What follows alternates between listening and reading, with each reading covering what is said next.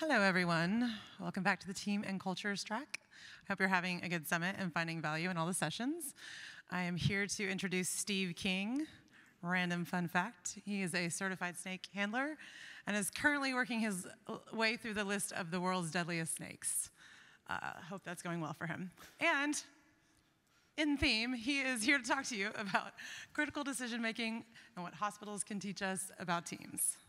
Thanks. Oh, and there'll be a Q&A after, so stick around. Yeah, there will be a Q&A at the end, so if you do have questions, I'm happy to keep answering them. So, as mentioned, I'm Steve King. I'm a product manager on the data center team at Atlassian, and I look after our enterprise offerings inside the company for our server platform. But today I'm actually going to talk to you not about the high-performance world of data center, but something that's a little closer to my personal life and share some personal stories about my history, and more specifically the last few years around the background that I've had in the medical space. So it's not usual for a product manager in a software company to have medical experience or medical history that is useful in team management. And so for me, this is why putting this talk together was quite interesting, because I was able to draw a lot from that experience into my team, even though the situation at the time was somewhat crazy. Is there a clicking, or is that just me? There's not a clicking? There is a clicking? Okay, good. There's at least one person nodding, so that's good. So it is a bit unusual to have that kind of experience as a product manager, but you see, outside of product management at Atlassian, I actually spend a lot of time around hospitals, and I also work quite a lot with accessibility groups and in building different accessibility apps, especially for mobile, for helping people move around around the world. So I've contributed to some projects around helping people with mobility issues move around the public spaces and become more independent. I've also helped people with different projects and different access issues in the disability space. And part of that is based on my personal experience, and part of it's based on my professional experience. So professionally, I've been lucky enough to work on different projects in hospitals and outside of hospitals around telehealth, clinical data systems, and generally patient experience design, and also looking at transit and the impact of accessibility on people with it. On my personal life, it's not as fun. My wife actually has a congenital heart condition known as Eisenmenger syndrome, which actually causes her to need regular checkups at hospital. Sometimes this is just regular visits and checkups. Sometimes it's therapy, and other times it's more critical. So as someone who has a fascination with learning, being around hospitals and clinical systems all the time is just a little bit interesting. And having a fascination with diving into the interactions that people have with systems, it definitely helps me kind of take a slightly different perspective out. That's really okay. So part of product management is about having empathy with people as well, and I certainly do have a little bit of empathy for my wife and the experience that she has, and as well as the family, like our family and myself, and the interactions that we have with that clinical system as well. So I became quite a fan of this intersection of product design and user experience and the hospital system, and I came to know this as patient experience. And patient experience is actually just more than just working your way through the medical system or being treated on a one-off basis. If you've been to hospital for any particular thing, or you've been to the doctor's surgery, you've kind of seen these systems at work. The patient experience journey actually goes all the way from the first time you detect that something's wrong, whether you Google it or not, and whether you actually seek out treatment, how you seek that treatment, what treatment's given, and then eventually, hopefully, cure, and obviously the treatment and the rehab in the process. So the process is long. It's complicated. There's lots of little workflows the whole way through. And there's many, many aspects of this system, different pieces of that puzzle, and they're all trying to work together to actually give the best experience for a person and the family around them.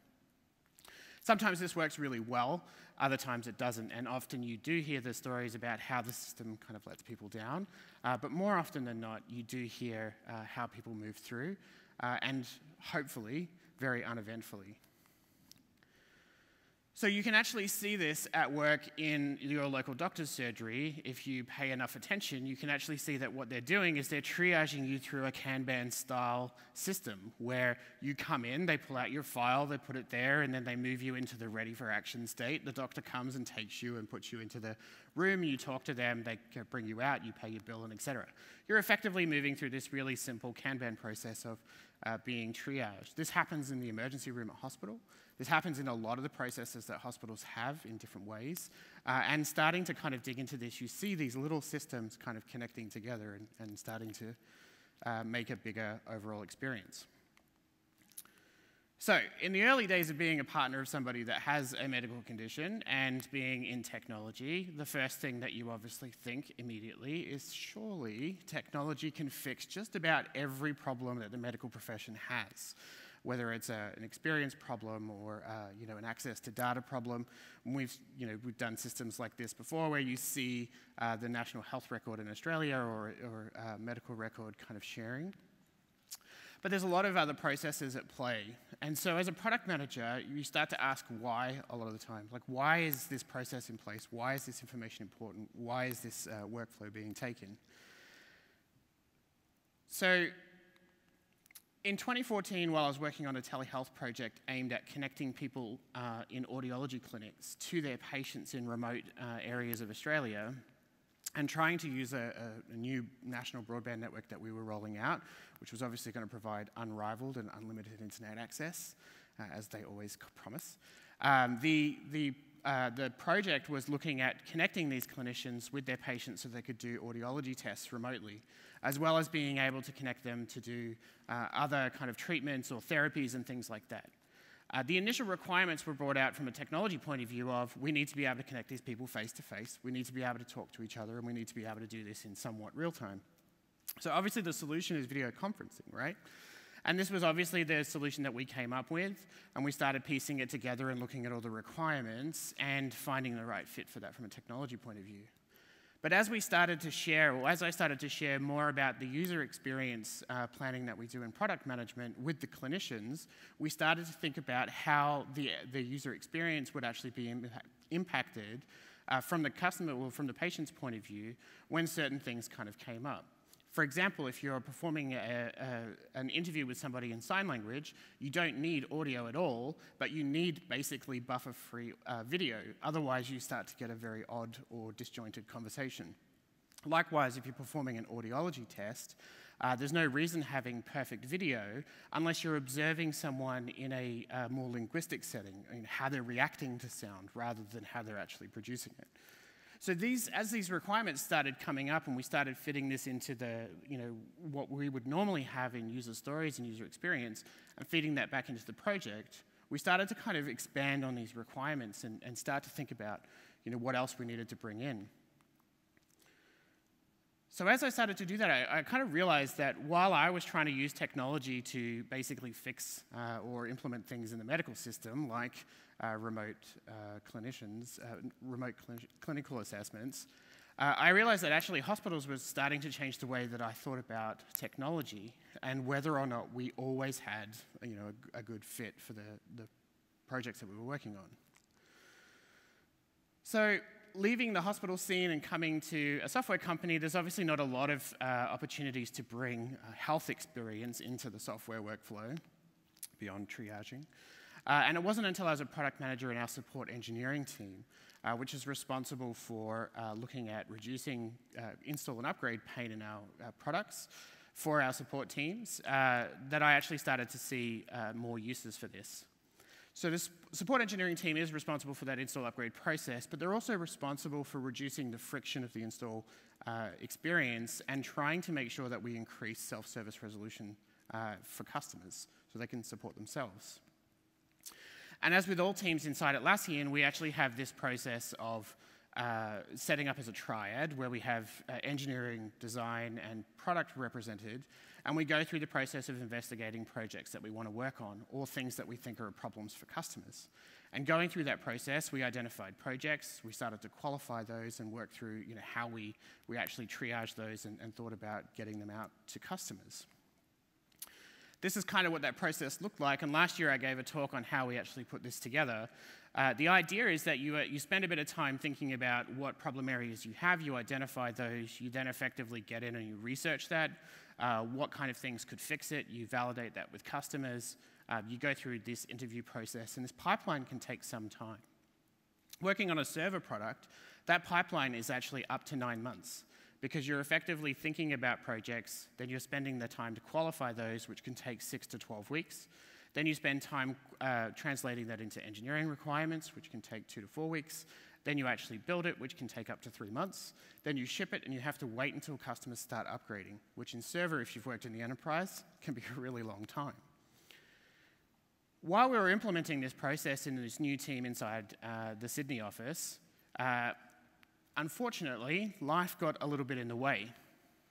Just like that, I found myself in one of the most educational situations imaginable, the emergency room of a hospital, not as a patient, but as the partner of somebody who was quite unwell.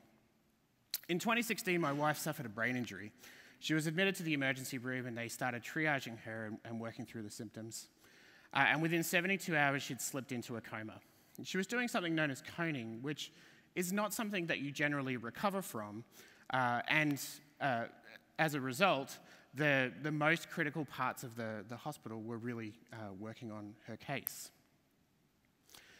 So while this event was unfolding and I was absolutely 100% distracted, I was still able to experience firsthand the kinds of systems and triaging that was taking place, and how emergency teams and trauma teams were actually working together to solve problems.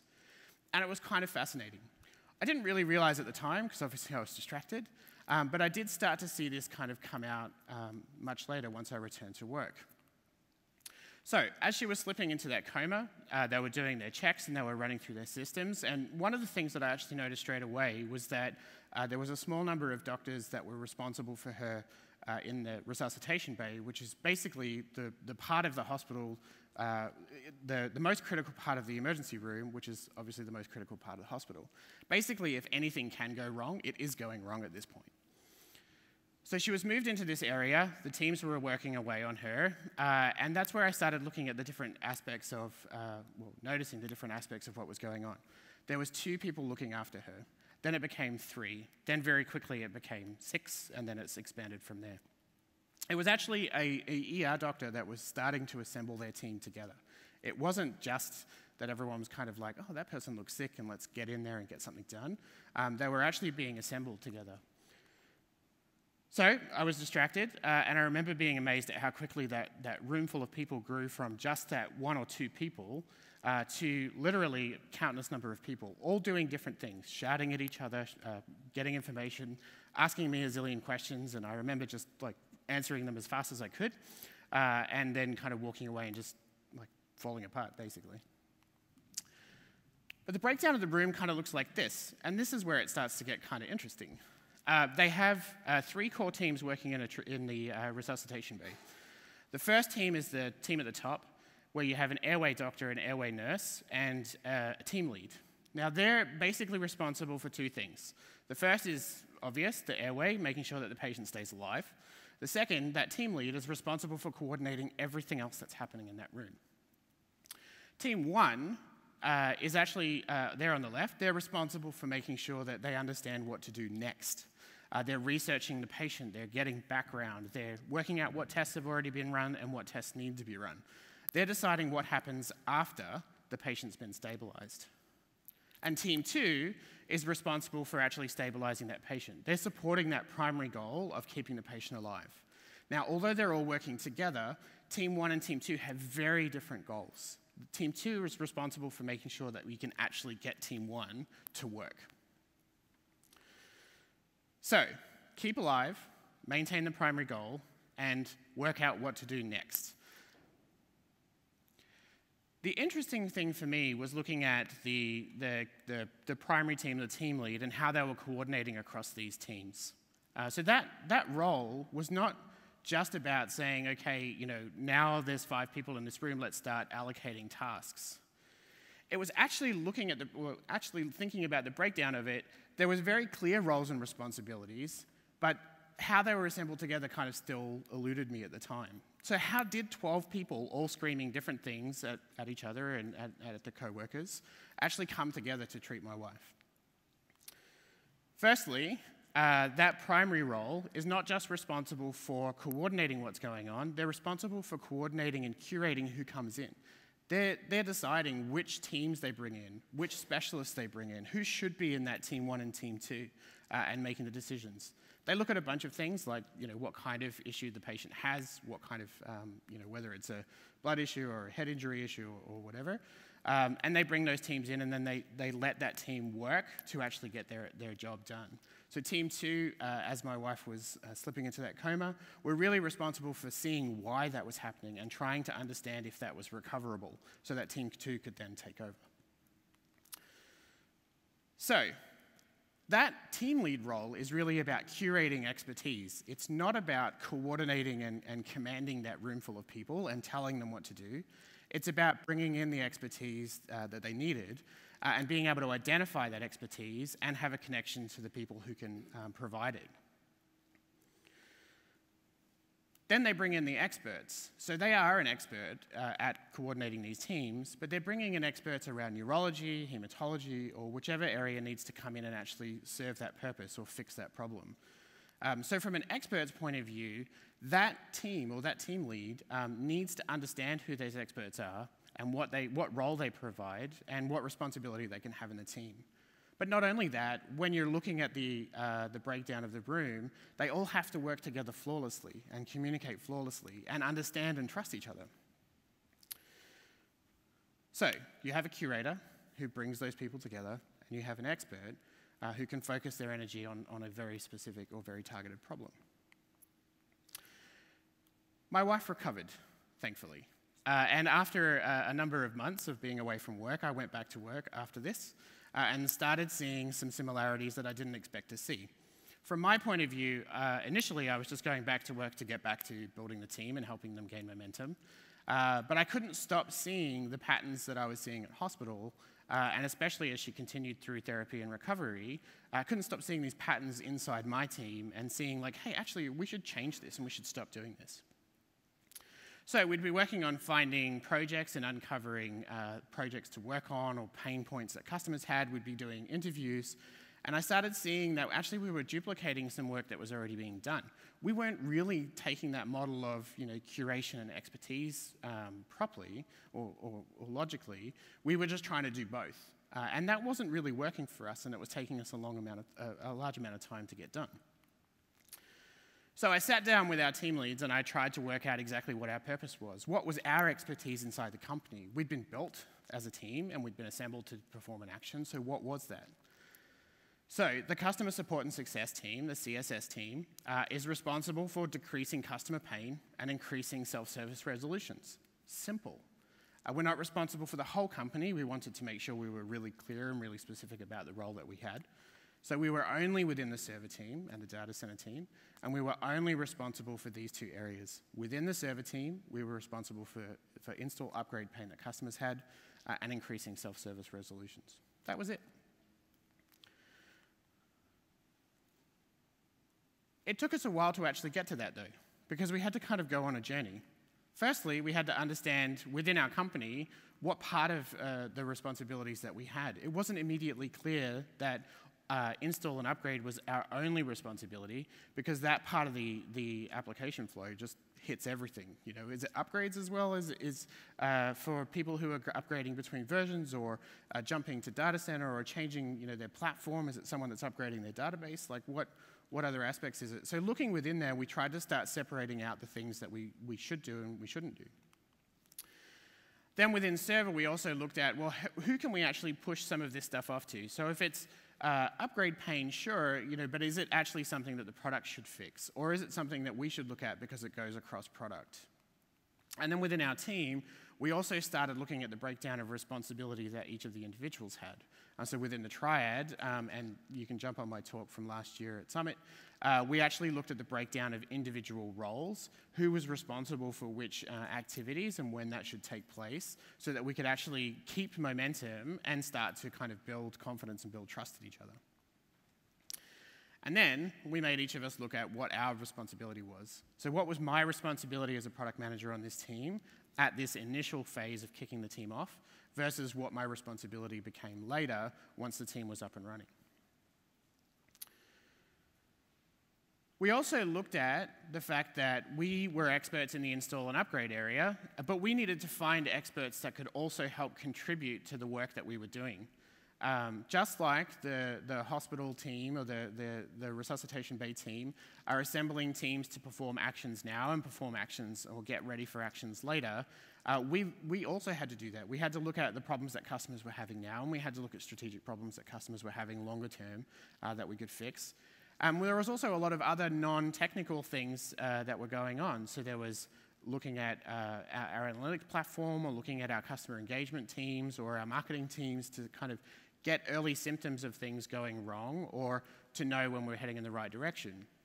So we actually put together this board where we started tracking those projects and those people.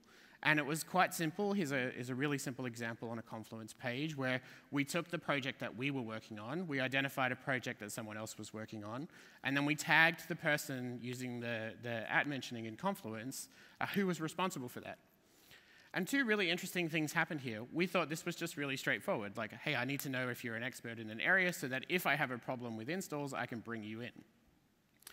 Firstly, people started updating this page on their own, saying, I'm not actually the expert in this area, you need to talk to this person. Or they didn't realize that they were an expert in that area. And so suddenly, we had an influx from them saying, oh, well, I didn't realize I was the only person in the company that understood how this particular part of the code worked. The other really interesting thing that happened is people started adding to this page. So they added projects that they were aware of, and they were tagging other people that they were aware of, and it became this kind of living document for quite a while, where teams would actually keep track of each other and the projects that they were working on, so they would know when, firstly, we were overlapping in responsibility, or second, where we could actually take advantage of another project that was happening. It was pretty fantastic. But it did highlight that we do a really sucky job at promoting the work that we did and the skills that we had and the expertise that we had, but so were other teams. It wasn't until we started putting this page together that we realized the importance of actually promoting that work within the company and within the teams that we had. So customer-facing teams started getting this really huge barrage of updates from us, where we started proclaiming our expertise in this area and having sessions with them and asking them questions and trying to be that expertise for them. And this actually helped from an efficiency point of view. We stopped having people start to ask questions about who was responsible for what and seeing things progress for a few weeks before it finally came to us. We started actually having people come to us first and saying, hey, I'm not sure if this is your thing, but is this your area, because I know that you look after installs upgrades. And likewise, our page became quite popular for people who were looking at breaking out into other projects. So that was good. We started assembling our experts together and having a good understanding of who should do what. But the challenge that we still had was that we were still spending a lot of time making decisions and thinking about things, thinking things through before we would actually take action. And there's no point having a team of experts that you can call on unless you can actually make use of them. And our initial thinking was that we'd make use of them from a knowledge transfer point of view. Like, we'd use them in our process of qualification, and we'd say, yeah, look, great, your expertise is really useful here, let's change what we're going to do, and we would ship it out. But actually, thinking about the logistics of decision-making and looking at the hospital, that's not what that coordinator was doing. That person who was taking lead on that project, or lead on the situation, wasn't trying to qualify and think about and then factor in the decisions that other people were making or suggesting. They were literally just saying, you need to focus on this, this is your project, get it done. So I actually started to look at how we could do this, who we could delegate responsibility to inside the company, and what kind of framework we could do that. And we came up with a few rules around the logistics of decision-making. Firstly, we had to understand what the impact of not making a decision was. In the hospital setting, this is really simple. If you don't make a decision, someone could die. In a software team, if you don't make a decision, you might add 4 or 10 or more weeks to a project, and it gets delayed completely and is never released to customers. You might not make a decision to release to customer, or you might make a decision you might not make other decisions that ultimately impact the customer experience and waste your time or other people's time. So understanding that impact of not making a decision became really important. Secondly, we started looking at the fact that not making a decision is actually a decision. Sometimes we legitimately couldn't make a decision because we didn't have the right information, or we didn't have enough information, and we wanted to just wait, put it on hold, and come back and make that decision later. And seeing that in the hospital, where they would say, we don't know if this is a good thing right now, we're just going to wait until this result comes back and then we will make an action, became a bit of an implementation in our team as well, where we would look at the things we needed to have, or the variables we needed to have, to actually make that decision and make it work. So if we didn't have that information, we would actually make the decision to just hold off. We won't make it right now, we'll make it later. We also do something called two-way decision making, and this became more popular inside Atlassian as two-way decisions, but effectively this is unmakeable decisions. If you can make a decision and then later reverse that or back away from it, that's something that's good to know in the decision-making process.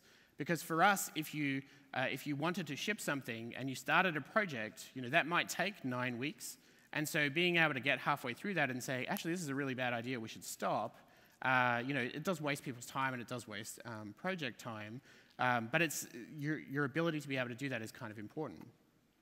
So knowing early on whether or not you're actually committing to this until it's done, or you're making this decision because you can unmake it later, was an important part of that decision-making process. And now we call these two-way decisions if you see other Atlassian talks. We also built into the process the ability to review a decision. Now, this is probably one of the biggest time killers that we had, where we would make a decision and then later we would challenge that decision, either ourselves or from someone outside the team. And normally when you make a decision, you think about all the variables that go into it and you're decided this is 100% what we're doing. And it doesn't matter if new information comes about, someone comes in and says, I don't like how you made that decision, or I don't think you made it the way that I would have made it, so then they challenge it. So we actually saw some of this in the install upgrade process, and you can imagine there's a lot of experts in the customer pain area inside Atlassian. And so we started seeing people come at us and say, we don't know if this is the right thing to do, and we want to talk about it. So we actually started building into that process decisions that we could review and the criteria under which we would review them. So if we made a decision that said, because we have X thousand customers having this particular pain, we should absolutely do this thing, unless that number changed, if that was the core variable in our decision, we wouldn't change that decision at all. And we actually started writing that into the process so that we would know when it was the right time to make a decision. Because sometimes if you make a decision and then you don't act on it, it does have a shelf life and you do need to come back and review it. You also need to understand that under stress, you're going to make either terrible decisions or no decisions at all, which can have a huge impact either way. In the hospital environment, obviously, most of the decisions they make are fast-paced, but one of the really interesting things was that they weren't stressed when they were making those decisions. They were under pressure to get things done, but they weren't under pressure in terms of being overwhelmed by all the information and needing to make a decision just immediately. There was no off-the-cuff decision. And trying to think about that and bringing that into our decision-making process became really important. How were we able to kind of just calmly make decisions when we were having people and customers tell us that this was the most important thing and this is where I was having pain? So understanding that really fed into building a better process around those decision-making logistics and being able to be clearer about how we did that. And most importantly, being able to delegate that decision-making. So if we assembled a team of experts who were bringing us the insights to help us make decisions, why couldn't we just delegate the decision to them entirely so that we didn't actually have to make the decision? We didn't have to synthesize the information they were giving us and then try and think about how they would implement it.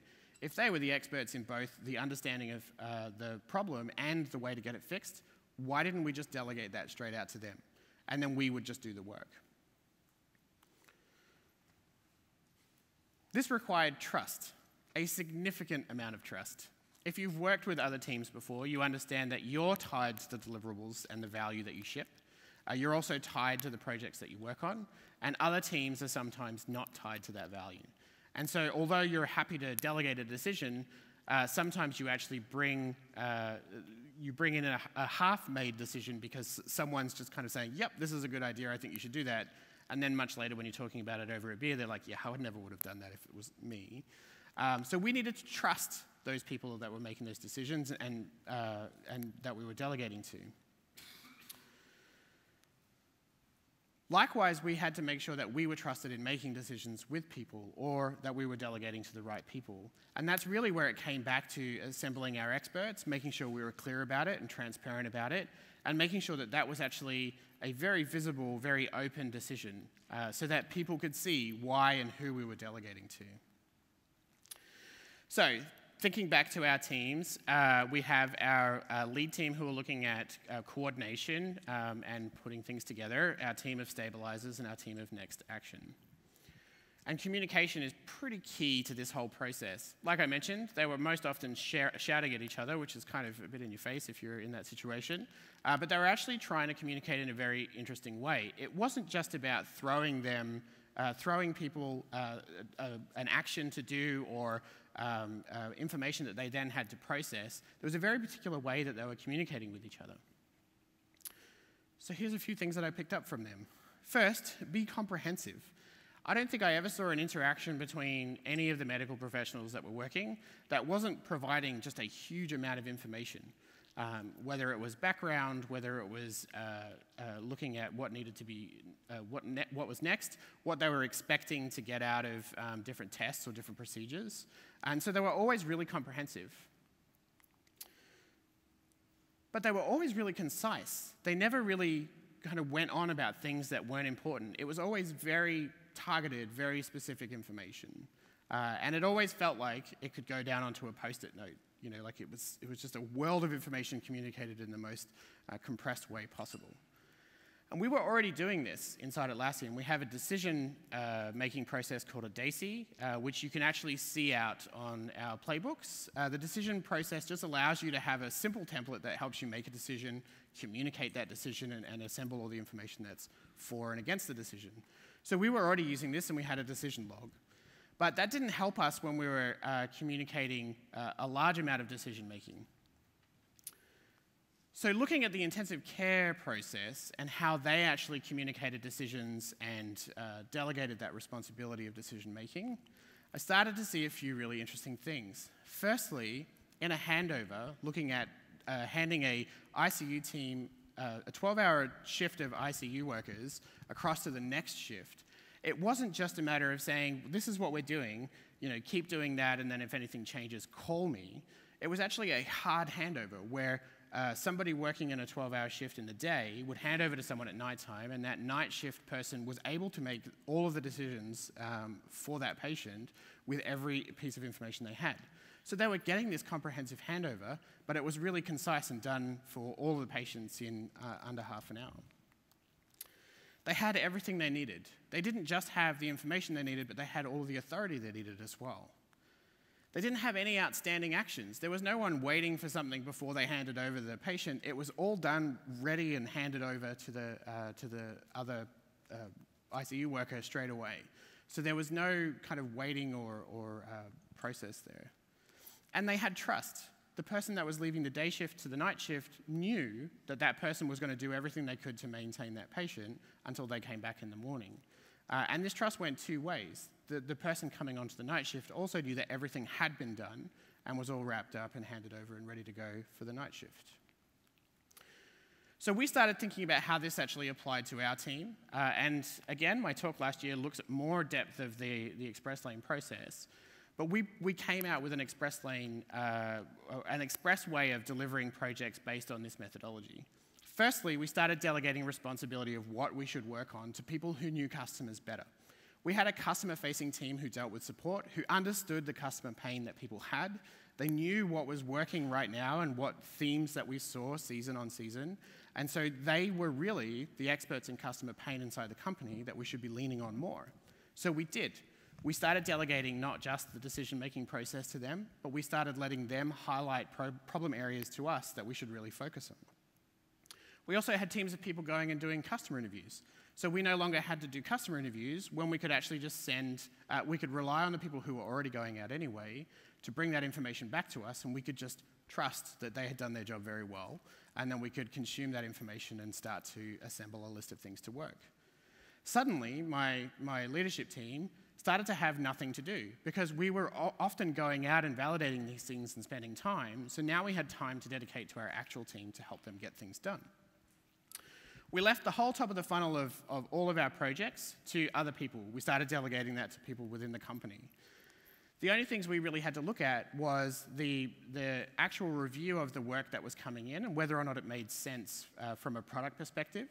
We had to look at customer value and product fit. There was no point taking in a suggestion from one of our expert teams when we knew that a product team was actually going to ship something that would either break or replace that. And so we needed to assemble not just experts in the customer pain area, but also in our project areas. So we started curating these people together and started bringing in better insights and became the experts in that facilitation. We then went through envisioning and prioritization and built. We expressed that out to shipping into the master branches of each of the products, and then we trusted that each of the product teams would actually ship the work that they were responsible for, and we could just leave it with them, and that they would eventually get to customers. We also trusted that once it got to customers, our analytics teams would start receiving that information, and they would come back to us and start feeding that back to us. And this whole process went from upwards of 9 months down to literally 10 to 12 weeks. Which was an incredible change from our original scheduling.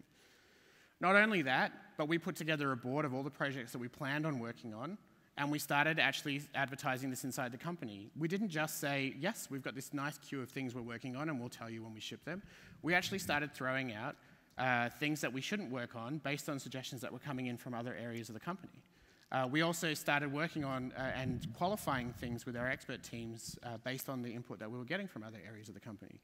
This kind of transparency had been done before, but we were just taking it to the next level of being able to say, well, let's just make not just our process, but the things we work on and the focus areas that we have transparent, and people can then just pick that up and give us feedback as we go. Because the only way we were going to get better is if we did continue to bring in that clarity. So, bringing it back to how we actually managed to get that concise and comprehensive amount of information into a Jira dashboard that people could just peruse through and understand everything about our roadmap, it came back to how in hospitals they do those handovers. We had to provide a comprehensive amount of information in a very small amount of space. And we took the idea of putting all of the work that we would normally put into a project document or a scoping document into a single post-it. If we could trust our experts that the pain was valid, and we could trust our experts that the work we needed to do was going to be done, then we could put all of the criteria that we had for a project into a post-it note and actually then use that as our process. And this is really what we came up with. Who was impacted? What were the boundaries inside the product of the problem? Why does the problem occur if it was known? Is it an install problem, upgrade problem? Is it when we're connecting to a database? When does it happen in the user experience? Is it a user experience problem or an admin experience problem? Where was it happening? Like in the product, was it actually happening before the product was live? Which often falls into this gap of like, who's responsible for that? And what was the impact on the customer and the support team? Because some problems were big for customers and very small for our support teams, and so we needed experts on both sides. But sometimes it would be the reverse, and a simple fix or a non-kind of customer impacting problem would suddenly be quite a huge problem for our support teams. To scale this, we took a very scientific method of saying to our customer teams, our customer-facing teams, just give us a ranking. And they came back to us many times with, how should we rank this? What kind of numbers should we put in here? How do we actually calculate this? And the response we gave was really simple. Give us a number between 1 and 10. If it's a 10, we'll prioritize it over everything else you give us. And if it's a 1, we'll deprioritize it until we can focus on the 1 things. Very scientific, 1 to 10. And initially, they put everything that they thought was really important as a 10, and everything they thought was really unimportant as a 1. And we saw this like massive rift between them. And as we built trust that they knew that if they made it a 10, we would work on it, and that we started to trust that the things that they made were 10 were actually worth working on, and we started to see more of an equilibrium of those numbers. Very simple process. Post-it note, number of 1 to 10, trust your experts, and let them dictate the work that you're working on. Lastly, just as I finish up, I mean, a lot of the information a lot of the process that I learned from the doctors was great and valuable to bring back to my team. There was one thing that I was happy to leave with the surgeons and with the ICU team, which was stand-ups. They were great at communicating with each other.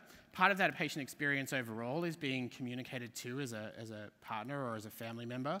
And so this stand-up process was something we actually introduced with our doctors, so that when they were doing that handover, that they actually shared more widely with the rest of us. And so as I understood it, and I'm just assuming that they were kind of still doing this, they were actually able to start implementing more of that kind of thing into their process and sharing in a more wider way. And it was great to be able to see that kind of exchange take place. But it also highlighted inside our teams the importance of being able to communicate on a more regular basis and being aware. Our project page with all of our various projects was kind of unified together, and we were able to assemble our experts. But actually having updates to each of them on how we're going and getting updates from them became important as well. So I can't emphasize enough the importance and value of stand-ups.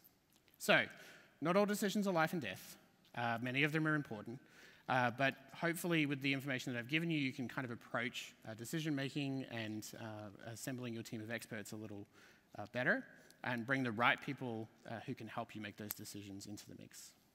Thank you.